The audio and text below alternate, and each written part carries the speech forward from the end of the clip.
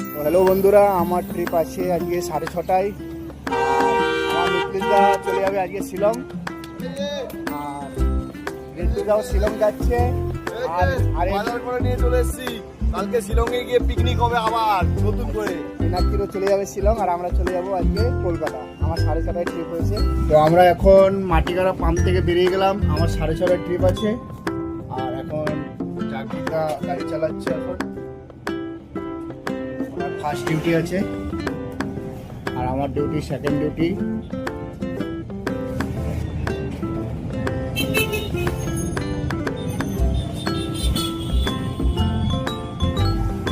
ছেড়ে আসার পর দার্জিলিং মোড় ঢোকার পথে এত ট্রাফিক, এত জাম, বিশাল জাম আছে। পরশুদিন গিয়েছিলাম, ট্রাফিক ছিল না, কিন্তু আজকে ট্রাফিক আছে।